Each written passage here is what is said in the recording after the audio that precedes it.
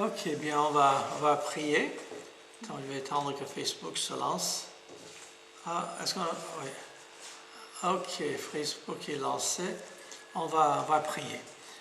Merci notre Père pour cette étude ce soir. Nous te prions que tu nous diriges, que tu bénisses, et, Seigneur, que tu nous enseignes. Merci notre Père pour ce que tu vas faire. Au nom de Jésus. Amen. Amen. Nous avons commencé déjà un certain temps avec cette série d'études sur comment partager l'Évangile. Et on avait partagé 7 points importants différents. Et aujourd'hui, on va traiter le 7e. Le premier, je rappelle, c'était tous sont pécheurs. Tous les êtres humains, hommes, femmes, enfants, quand on est bébé, quand on est adulte, nous sommes pécheurs devant Dieu. Nous sommes nés pécheurs. Adam et Ève, quand Adam a péché, toute la race humaine a été vendue sur l'esclavage du péché. Et nous sommes pécheurs. Et puis, deuxième idée, c'était le salaire du péché, c'est la mort. Nous avons pris de temps, on a parlé de cette idée que nos péchés nous séparent avec Dieu et que nous ne pouvons pas être dans sa présence, que nous méritons sa colère, nous méritons le châtiment éternel dans ce qu'on appelle l'enfer. Tous les êtres humains, c'est ce qu'on mérite à cause de nos péchés. Troisième idée qu'on a développée, c'est que le ciel est parfait et on ne peut pas y aller en tant que pécheur. Quatrième idée qu'on a développée, c'est que Jésus-Christ a payé à notre place. Il était le substitut. Lui, il s'est fait pécher pour nous, pour que nous devions la justice de Dieu en lui. Puis la cinquième idée qu'on a parlé, c'est que ce n'est pas par nos œuvres, nos mérites, ce n'est pas par la religiosité, ce n'est pas par les bonnes œuvres, aussi bonnes que ça puisse être, ce n'est pas nos bonnes œuvres qui peut nous sauver. Sixième idée, c'est par la foi en Christ. Ce n'est pas nos œuvres, c'est par la grâce. Et ce que la grâce nous demande, c'est de croire. La septième idée que nous allons voir ce soir, c'est que nous pouvons savoir que nous sommes sauvés. Nous avons l'assurance de notre salut. Et c'est vraiment une grande, on peut dire, c'est important cette assurance du salut. Je sais que je suis sauvé, pas parce que moi je me suis sauvé, mais parce que Christ m'a sauvé. J'ai cru ses promesses. Et donc, notre salut est basé sur l'œuvre de Christ. C'est sa justice. Ce n'est pas notre justice qui nous mérite d'une façon ou d'une autre ce salut. On peut savoir aussi que cette assurance du salut, on peut dire, si on n'avait pas cette assurance du salut, on peut dire, on vivrait dans la peur. Et nous ne sommes pas appelés à vivre dans la peur, mais dans la paix et dans la joie. Nous sommes enfants de Dieu, on est nés de nouveau, on a une nouvelle vie. Et cette nouvelle vie, c'est quelque chose que nous n'avons pas mérité, mais que Christ nous a donné comme un cadeau dans sa grâce. Cherchons Philippiens chapitre 1 et verset 6. Philippiens chapitre 1 et verset 6. Philippiens 1 et verset 6. Je vais demander à Rebecca ce soir, tu veux bien la lire, s'il te plaît? On va commencer avec toi. Philippiens chapitre 1 et verset 6, s'il te plaît.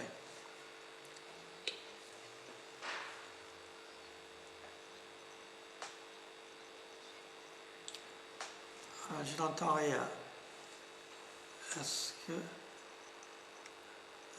Est-ce que ton micro est allumé? Rebecca, je n'entends rien. Moi, j'entends Rebecca. Ah. Merci, François. Ok, là j'entends. Là j'entends. Ok. Alors, tu veux que je recommence? Oui, s'il te plaît, parce que pour une raison que j'ignore, ici je ne t'entendais pas. D'accord. Je suis persuadé que celui qui a commencé en vous une œuvre bonne en poursuivra l'achèvement jusqu'au jour du Christ Jésus. Voilà, ici l'apôtre Paul, en parlant des chrétiens à Philippe, donc s'adressant à tous les croyants en fin de compte, qu'il a l'assurance. Il est sûr que celui qui commence en nous cette bonne œuvre, c'est Christ, la nouvelle naissance, son Saint-Esprit en nous, il fait une œuvre.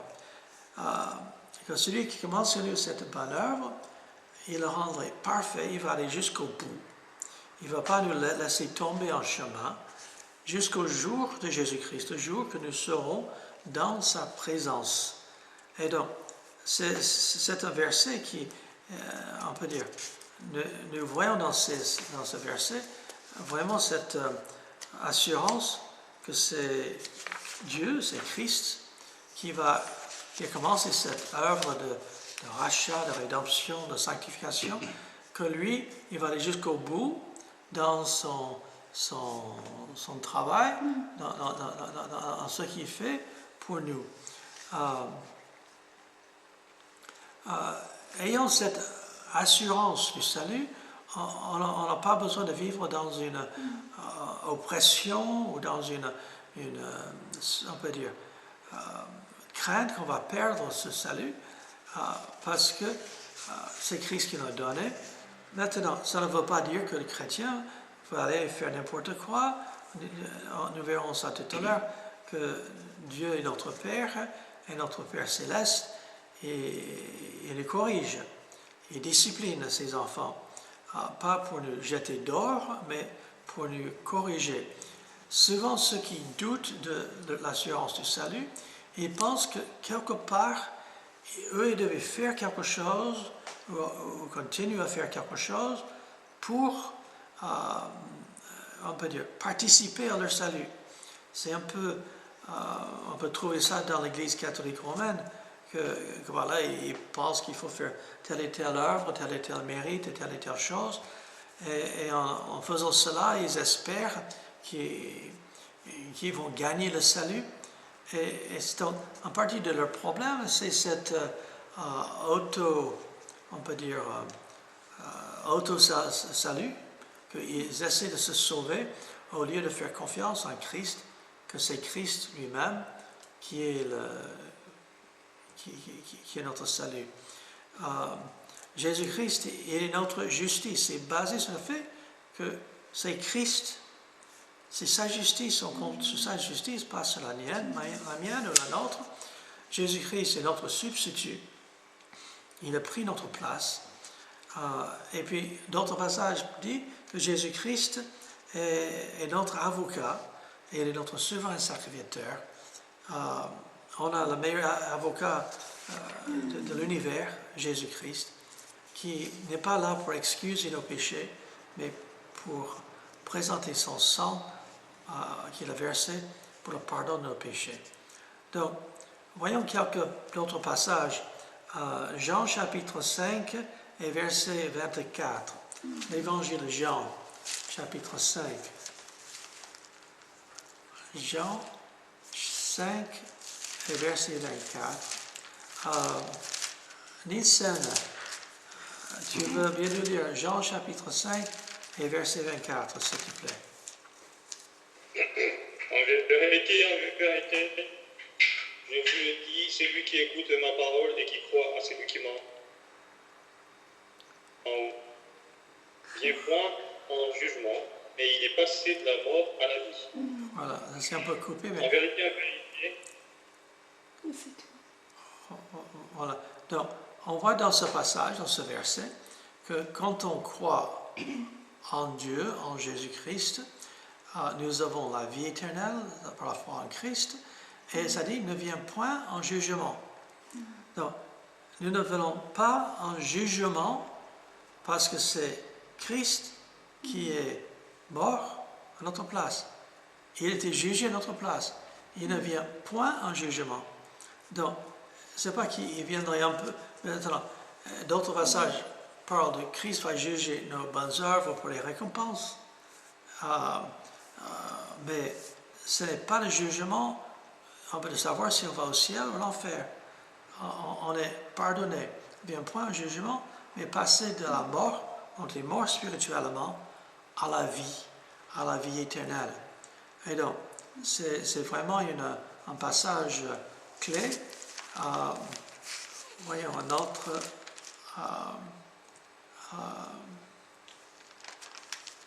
Jean chapitre 6, versets 37 à 39. François, s'il te plaît, tu vas bien nous lire Jean chapitre 6, versets 37 à 39. 37. Tout ce que le Père me donne viendront à moi, et je ne mettrai pas dehors celui qui vient à moi. Car je suis descendu du ciel pour faire non ma volonté, mais la volonté de celui qui m'a envoyé. Or, la volonté de celui qui m'a envoyé, c'est que je ne perde rien de tout ce qu'il m'a donné, mais que je le ressuscite au dernier jour. Voilà, donc dans ces quelques versets, verset 37, il dit qu'il ne mettrait pas d'or celui qui vient à lui. L'illustration qu'on peut utiliser, nos enfants, si nos enfants, quand mes enfants étaient petits, des fois ils ont fait des bêtises et ils ont été corrigés. Mais je ne les ai jamais rejetés. Je n'ai jamais dit, tu n'es plus mon enfant, partez, je ne veux plus te voir. Sinon, ça existe des pères qui ont fait cela. Mais non, notre Père Céleste, il ne va pas nous mettre d'or. Et puis, le verset 39, tout ce que la volonté de celui qui m'a envoyé, c'est que je ne perdrai aucun de tout ce qu'il m'a donné, mais que je ressuscite au dernier jour. Il ne va perdre aucun. Ce n'est pas qu'il va perdre quelques-uns, ce n'est pas qu'il va perdre certains, c'est-à-dire qu'il va perdre aucun. Et c'est vraiment une grande réconfort. Il ne perdrait aucun. L'évangile de Jean chapitre 11, l'évangile de Jean chapitre 11 et verset 25 et verset 26. Je vais demander à Julie de nous lire l'évangile de Jean chapitre 11, verset 25 et verset 26. 25 et 26. Jésus lui dit, « Je suis la résurrection et la vie. Celui qui croit en moi vivra quand même il serait mort. Et quiconque vit et croit en moi ne mourra jamais. Crois-tu cela ?» Voilà. Donc, encore ici, c'est un passage où Jésus, il parle avec Marthe, sœur de Lazare. Lazare était mort et Jésus va le ressusciter dans le passage. Mais il est celui qui croit en moi vivre même s'il meurt. Quand nous mourrons, on continue à vivre dans la présence de Dieu. Si on croit en Jésus, nous ne passerons pas par le second mort. On est sauvé et c'est quelque chose d'extraordinaire. L'évangile de Jean, chapitre 10, versets 28 et verset 29.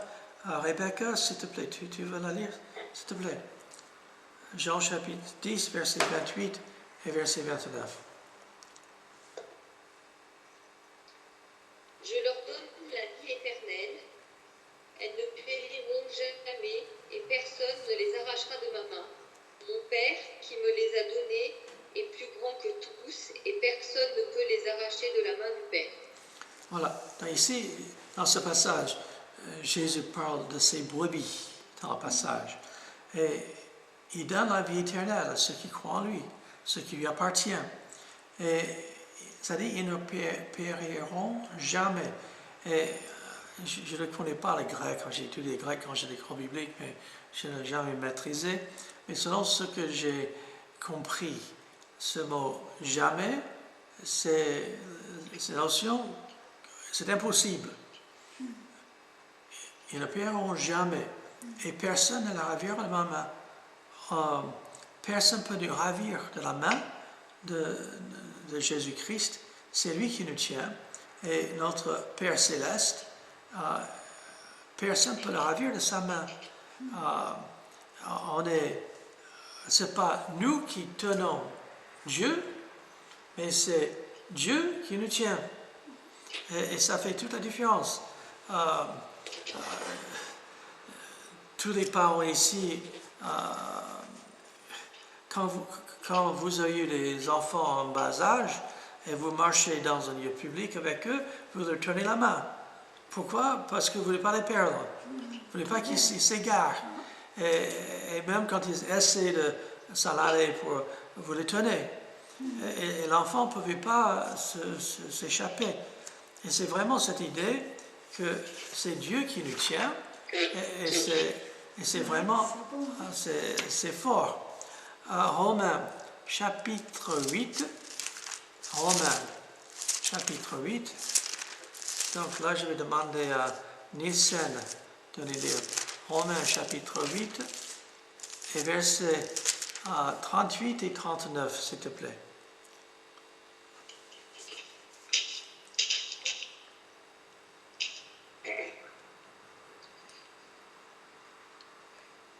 Car j'ai l'assurance que ni la mort, ni la vie, ni les anges, ni les dominations, ni les choses présentes, ni les choses à venir, ni les puissances, ni la hauteur, ni la profondeur, ni aucune autre créature ne pourra nous séparer de l'amour de Dieu manifesté en Jésus-Christ, notre Seigneur.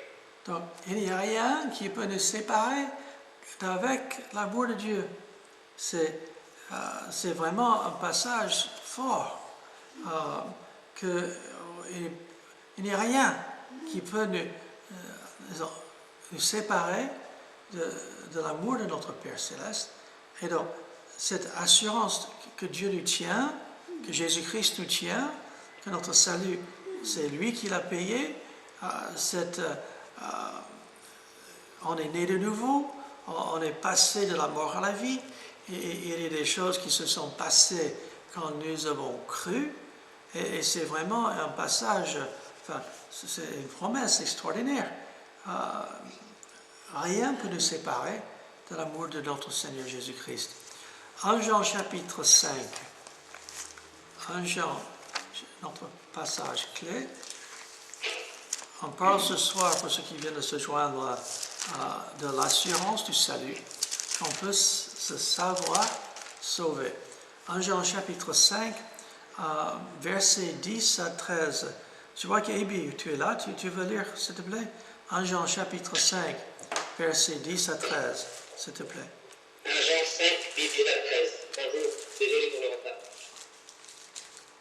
1 Jean 5, 10 à 13.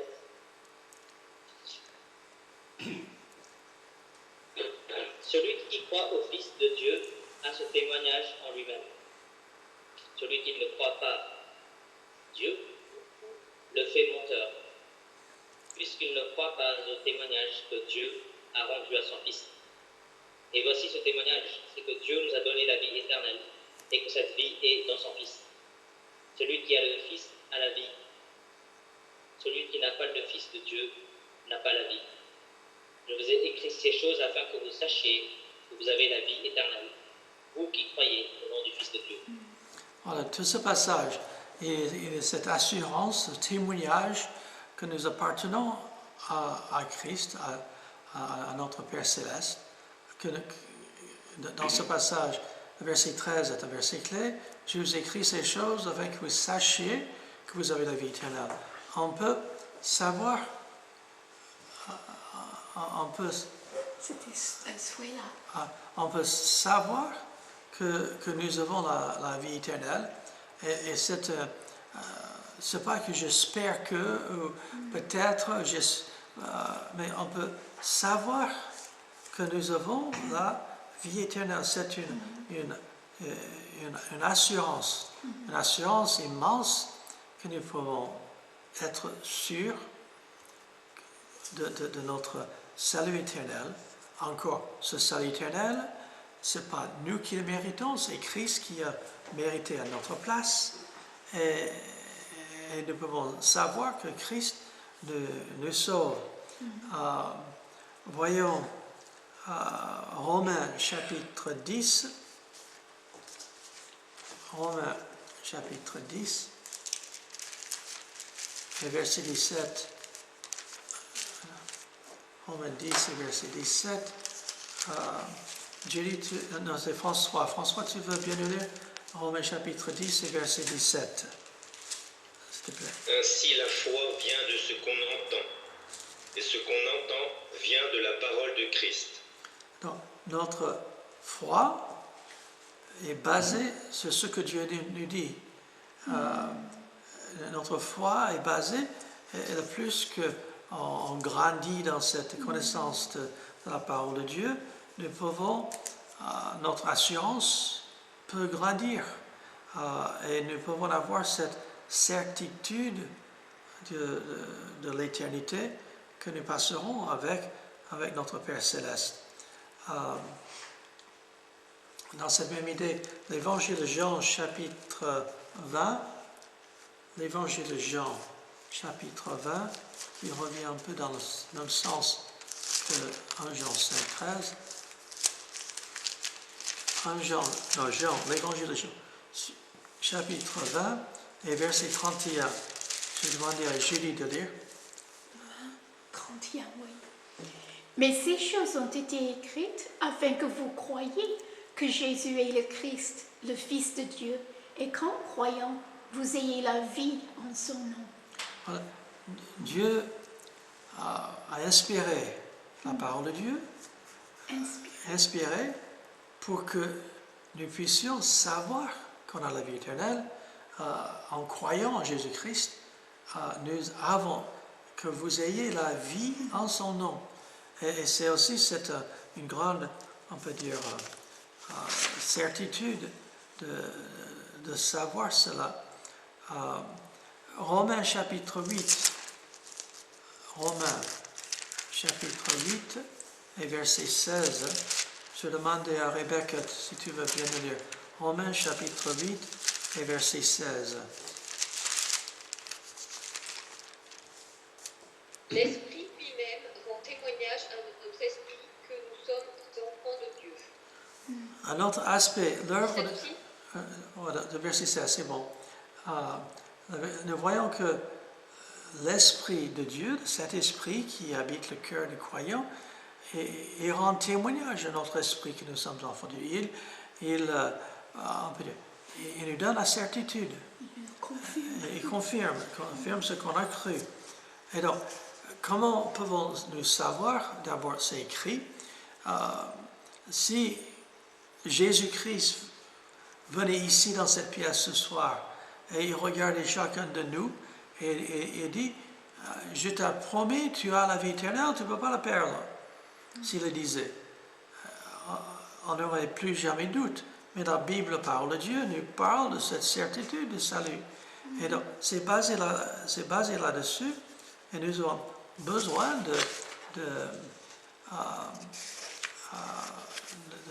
d'appuyer notre foi là-dessus.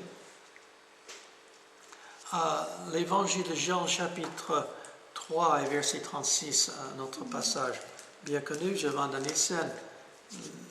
L'évangile de Jean, chapitre 3 et verset 36, s'il te plaît.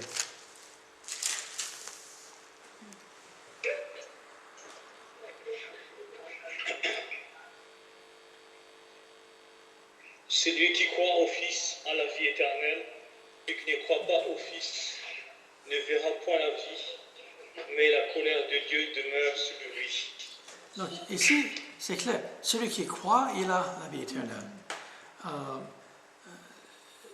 Jean 3,16 qu'on dit, car Dieu tant aimé le monde qu'il a donné son Fils unique, avec quiconque croit en lui ne périsse point. Ne périsse point. C'est pas périsse peut-être un jour, ne périsse point, mais qu'il ait la vie éternelle. La notion de la vie éternelle que nous possédons dès qu'on croit, cette vie éternelle, c'est quelque chose qui est éternel. Si ça pouvait terminer, si vous croyez et puis à un moment donné, vous tombez dans un péché ou quelque chose, si vous croyez que vous perdez votre salut, c'est grave, parce que ce ne serait pas éternel. Mais c'est la vie éternelle. Et si c'est quelque chose d'éternel, c'est que ça ne termine jamais. Pour celui qui croit que son salut dépend de lui, il peut douter parce qu'il ne sait pas s'il va faire tout ce qu'il faut pour être sûr de passer l'éternité au ciel avec Dieu. Ça, il peut l'espérer. Romains chapitre 8 et verset 1, c'est un autre passage qui va dans le même sens que ce qu'on a déjà vu. C'est AB. Romains chapitre 8 et verset 1, s'il te plaît. Romains chapitre 1, verset 8. AB, s'il te plaît. Romains chapitre 1, verset 8.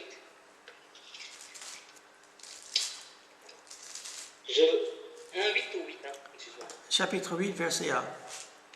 Chapitre 8, pardon, verset.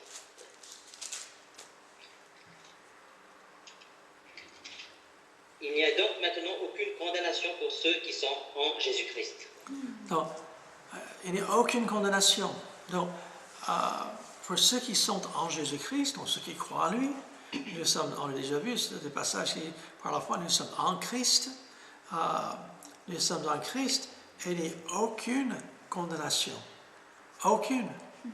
Donc, notre salut éternel est sûr. Romains 10 et verset 13, c'est François de nouveau. Romains chapitre 10 et verset 13, s'il te plaît.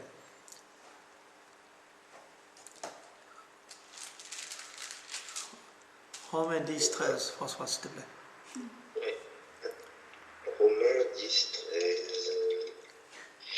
Alors, car quiconque invoquera le nom du Seigneur sera sauvé.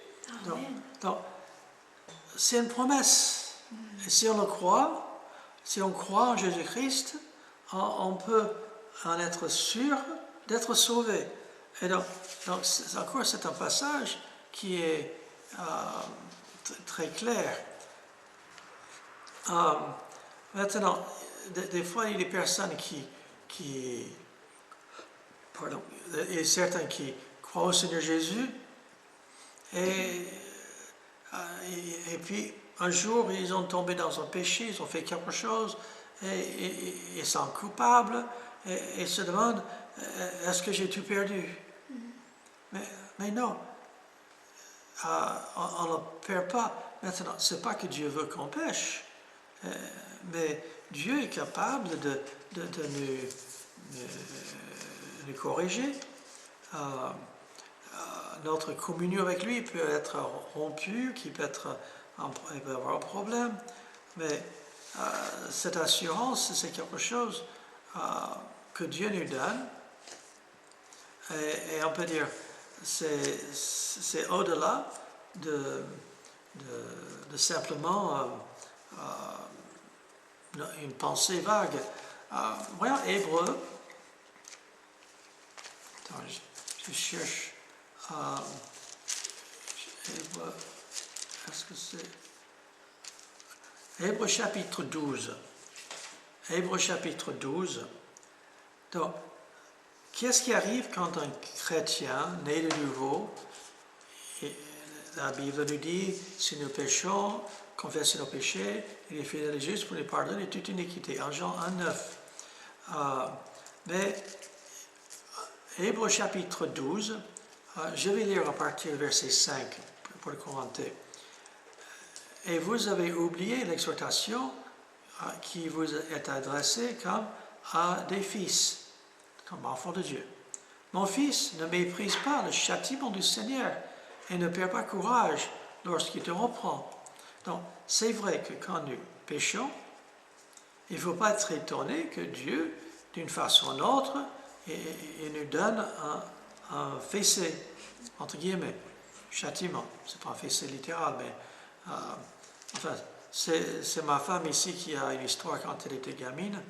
Un soir, ses parents l'ont mis au lit et elle ne voulait pas dormir, donc elle est en train de sauter sur son lit. Gabriel, enfin, il est en train de faire des choses sur son lit. Mais à côté de son lit, ce vaporateur, je ne sais pas, un appareil, enfin, Vaporisateur. je n'ai pas tellement vu ça maintenant, mais quand nous on était enfants, un truc qui faisait l'humidité dans la pièce, ça faisait, avec un médicament dedans, alors, enfin, c'était une façon, si vous êtes pris avec un rhume, avec le nez qui est pris, je ne sais pas si ça se fait, je connais personne aujourd'hui qui s'en sert, mais quand nous on était enfants, c'était très répandu. Il y a un de ces appareils qui est chaud. Et elle, qui sautait, qui avait Gabriel sur son lit, elle est tombée sur cet appareil et elle s'est brûlée la fesse. Et donc, bien sûr, elle a crié, ses parents sont venus et dit, tu vois, maman et papa ne te voyaient pas, mais Dieu te donne un fessé. Dieu voyait et il te donne un fessé. Mais continue, Hébreux chapitre 12. Car le Seigneur châtie celui qu'il aime. Quand mes enfants étaient petits et j'avais besoin de leur donner une correction, ce n'est pas parce que je les haïssais, mais parce que je les aimais et je voulais qu'ils apprennent à faire ce qui est bien. Et notre Père Céleste, il nous aime et s'il nous corrige, et il frappe de la verge tout ce qu'il reconnaît pour ses fils. Supporter le châtiment, c'est comme à des fils que Dieu vous traite. Car quel est le fils qu'un père ne châtie pas? C'est vrai, quand mes enfants étaient petits, nous habitons à la campagne, il y avait une station de radio sur une colline, et c'est vrai que j'ai donné des fessées des fois à mes enfants quand ils avaient besoin ou d'autres corrections, mais on avait à 100 mètres le voisin le plus proche, eux ils avaient des enfants aussi.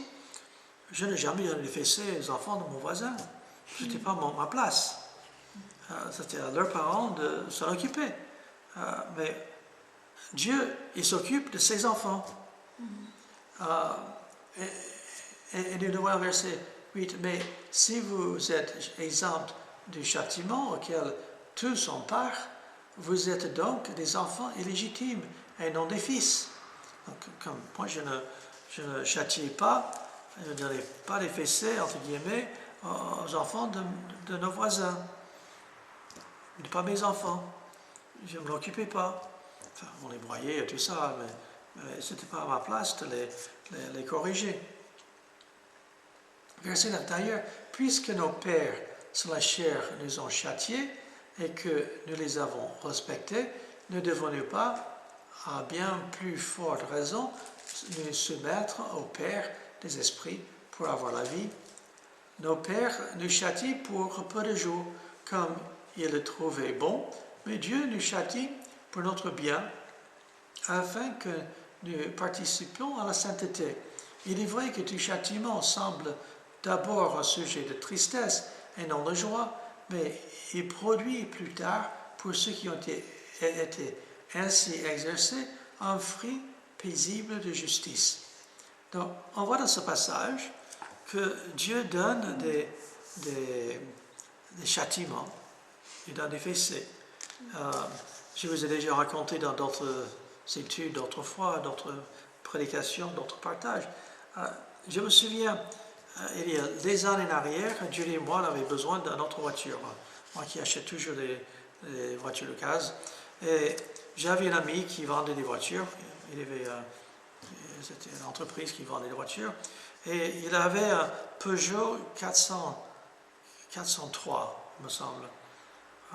304, c'est un Peugeot 304. Qui semble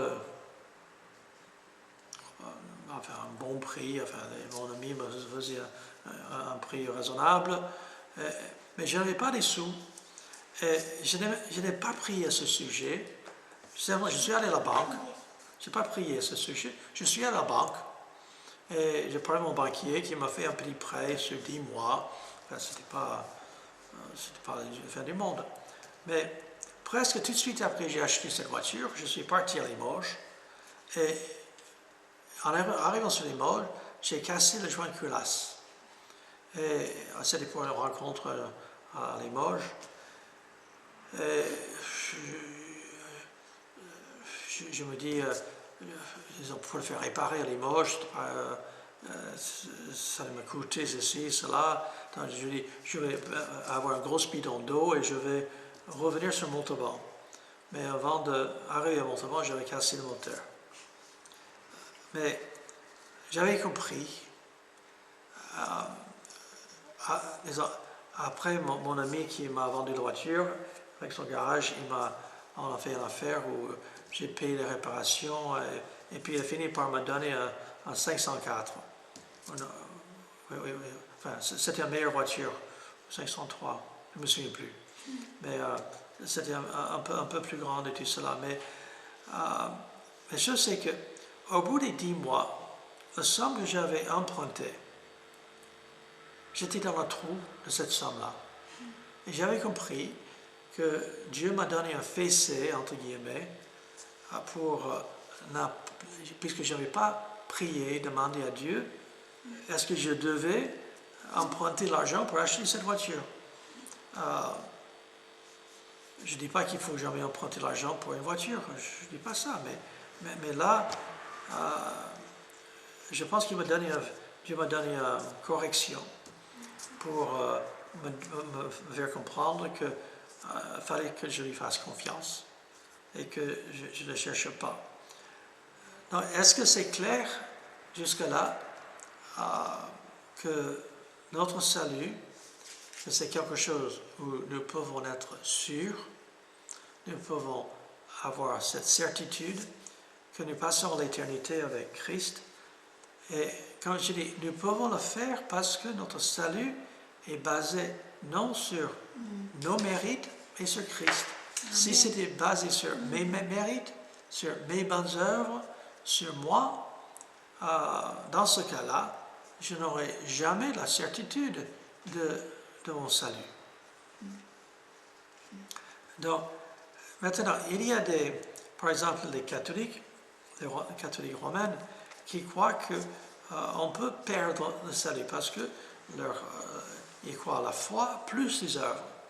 La foi plus le baptême, la foi plus la messe, la foi plus la confession, la foi plus, enfin, plein de choses. Et la chose, c'est que quand on parle avec eux, ils peuvent, certains qui connaissent un peu la Bible, sortir certains passages qui, on peut dire, sembleraient dire qu'on peut perdre le salut. Voyons par exemple Matthieu 24. Matthieu, chapitre 24. Juste quelques exemples, juste Matthieu 24 et verset 13. Voyons, c'est à qui de lire là? C'est à Julie peut-être? Matthieu chapitre 24, verset 13. Verset 13. Mais celui qui persévérera jusqu'à la fin sera sauvé. Donc ici, ce passage, j'ai eu des catholiques catholiques ou témoins de Jéhovah aussi, ils croient qu'on peut perdre le salut. Les Mormons aussi croient qu'on peut perdre le salut. Toutes les religions faites par les hommes, par les œuvres, ils sont convaincus qu'on peut perdre si on fait certaines choses. Maintenant, dans ce passage, Matthieu 24, de quoi il parle dans ce chapitre? Dans le contexte, il parle de quoi? Il parle de la tribulation. Il parle de tribulation, il parle des persécutions, il parle de ceux qui vont vivre à certaines périodes de temps et maintenant se sauver. Moi, dans le contexte de la persécution qui est mentionné, je pense que Dieu est en train de dire, ceux qui persévèrent, il peut être sauvé de la mort. Il peut en sortir de cette période de tribulation qui est future. Mais je ne crois pas que ce passage sauvé, il faut toujours regarder dans le contexte de quoi le passage parle. Donc, ça c'est un exemple les catholiques qui croient qu'on peut perdre. Romains chapitre 11, un autre passage. Romains chapitre 11.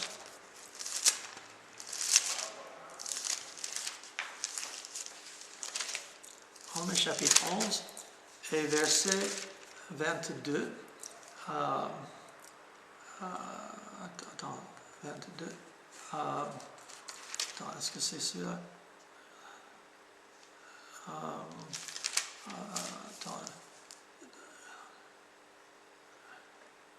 Voilà. Dans ce passage, ça dit, considérez donc la bonté et la sévérité de Dieu, sévérité envers ceux qui sont tombés et bonté de Dieu envers toi. Si tu demeures ferme dans cette bonté, autrement, tu serais aussi retranché.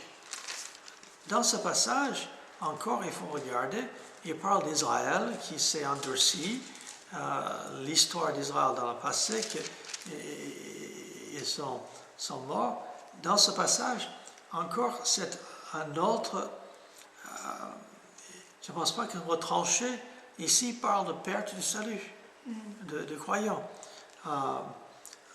Mais il y a des catholiques qui s'en servent de ce genre de passage.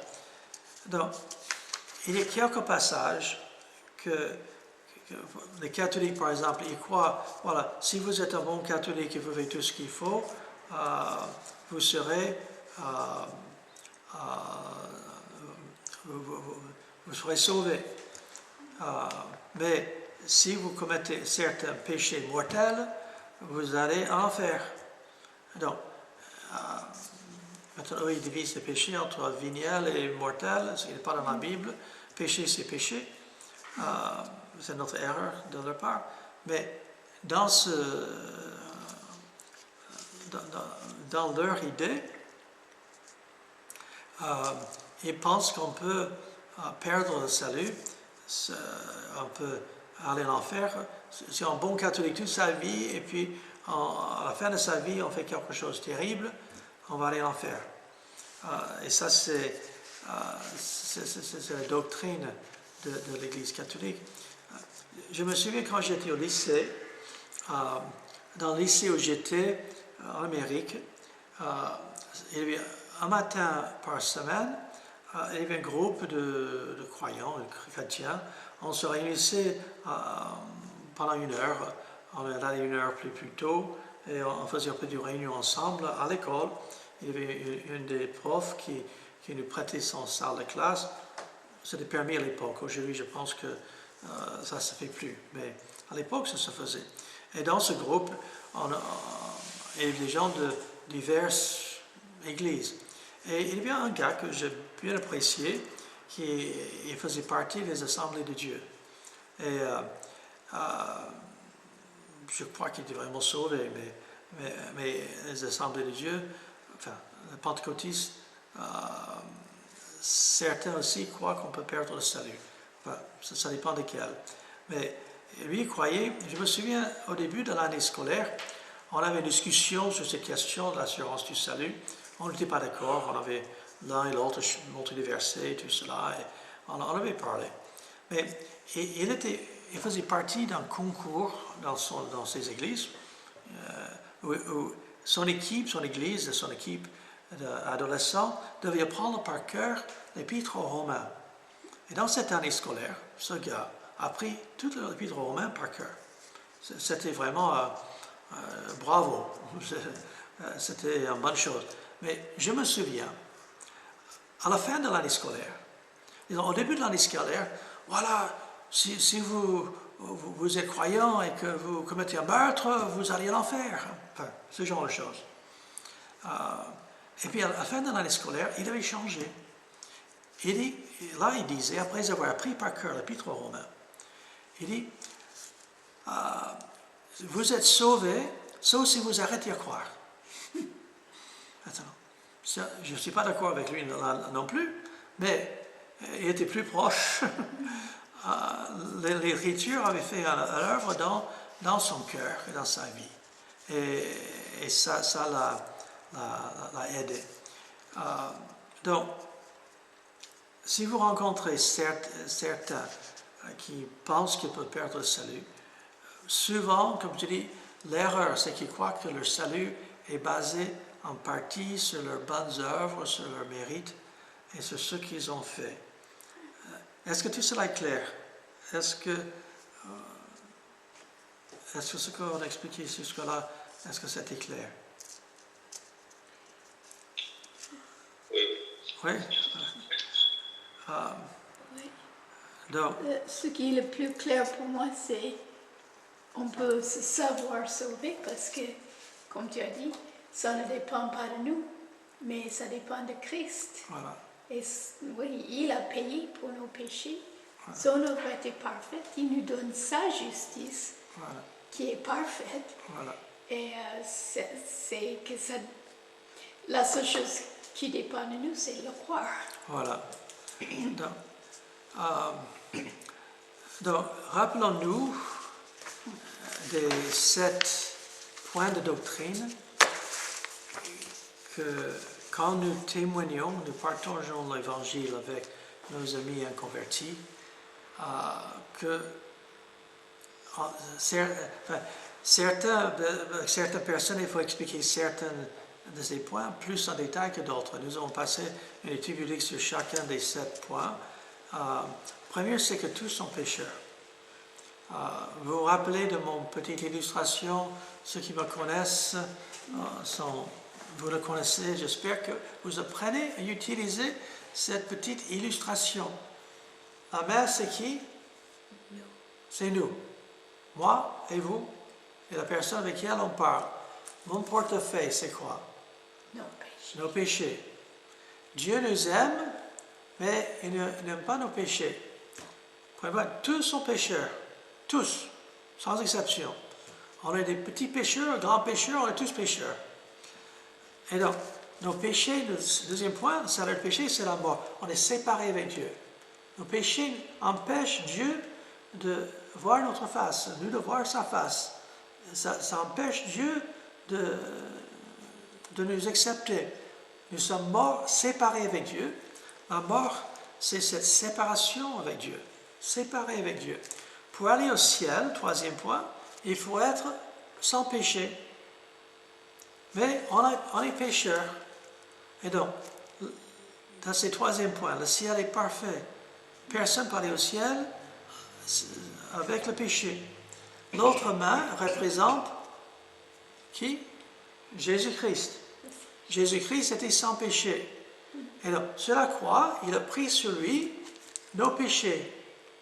Il est mort sur la croix. La salaire du péché, c'est la mort. Il est mort pour nos péchés. Il a payé. Maintenant, ce n'est pas par nos œuvres. Des fois, je dis, voilà, on est là. Il y a des gens qui pensent, voilà, en allant à l'église, ils vont cacher leurs péchés. En aidant les gens, ils vont faire ceci, ils vont faire cela. Mais le péché est toujours là. Ce n'est pas par nos œuvres. Ce n'est pas nous qui pouvons, on peut dire, payer nos péchés. Sinon, on paye nos péchés, c'est l'enfer. Donc, ce cinquième point, ce n'est pas par nos œuvres, mais c'est par la foi en Jésus-Christ. Quand on croit en Jésus-Christ, la mort de Christ compte à notre place pour que nos péchés ont été payés sur la croix. Et maintenant, quand on croit en lui par la foi, on peut savoir qu'on a la communion avec lui, qu'on est réconcilié avec Dieu, qu'on a la vie éternelle. La vie éternelle, c'est de connaître Dieu et son Fils. Est-ce que c'est clair? Oui. Est-ce que c'est clair, tout le monde? Oui. Oui, non? Je n'entends rien. Est-ce que quelqu'un parle? Je ne sais pas. J'ai l'impression que Evie essaie de parler là, mais je n'entends rien. Je n'entends rien. Je ne sais pas pourquoi.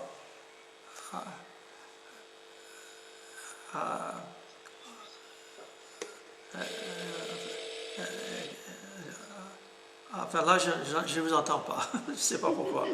Mais en fait, j'espère que c'est clair. J'espère que vous allez pouvoir partager la bonne nouvelle de Jésus-Christ avec vos connaissances, et rendre clair, compréhensible, que j'espère que vous avez pris des notes des versets bibliques et que quand vous parlez avec des personnes, ouvrez la Bible, c'est une autre chose quand on témoigne, montrez des versets bibliques aux gens, comme ça, ils ne sont pas en train d'argumenter leur opinion avec la tienne, mais c'est leur opinion contre ce que Dieu dit. Et la parole de Dieu est puissante. Et c'est comme une épée à double tranchant. Et simplement, prendre la Bible, montrez-leur. Voilà ce que Jésus a dit, voilà ce que l'apôtre Paul dit, voilà ce que la Bible dit. Et comme ça, ils ne sont pas en train d'argumenter avec vous, parce que à leurs yeux, leur opinion va autant que votre opinion, mon opinion, mais quand vous le montrez dans la Bible, il faut qu'ils avouent, voilà, c'est ce que dit la Bible. La Bible a une autorité qui peut convaincre. Le Saint-Esprit peut toucher le cœur et faire l'œuvre. Je vois que Esther écrit « Quelle grâce que d'avoir l'assurance du salut. » Amen. Amen. C'est bien. C'est chouette. Est-ce que vous avez des questions ou des remarques? Sinon, on va prier, on va s'arrêter là ce soir. Bien, prions le Seigneur. Notre Père, nous voulons te louer pour cette assurance du salut, qu'on puisse se savoir sauvé, enfant de Dieu, passer de la mort à la vie, d'être pardonné, gracié, que ça ne dépend pas de nos mérites, de nos bonnes œuvres, des choses que nous avons faites, mais de ce que Christ a fait pour nous. Amen. Merci Seigneur pour cette assurance que tu nous donnes, que ton nom soit glorifié et que tu nous aides Seigneur à rendre ce message d'évangile clair à tous ceux qui nous entourent. Merci notre Père, au nom de Jésus-Christ. Amen. Amen. Amen. Amen. Bien. Ok. Bonsoir tout le monde. Voilà. Bonsoir. Vous entendez maintenant? Oui. Là. Voilà. Là. Bonsoir, Rebecca. Bonsoir, Judy. Quel âge j'entends? Voilà. Bien. Bonsoir. Bonsoir. Ok. Bien. C'est bien que Rebecca et Esther, vous pouvez suivre aussi. Esther, suivez sur. Bonsoir. Bonsoir, Ebi. Bonsoir, Ebi. Et François. Voilà. Voilà. Bonne soirée, à dimanche. À dimanche. À dimanche. Voilà. Bien. Que le Seigneur vous garde tous. Ok. Voilà, ça c'est bien. Bonsoir, Ok. Youssef. Bonne nuit. Ok. Bonne nuit tout le monde. Bonne nuit. Au revoir.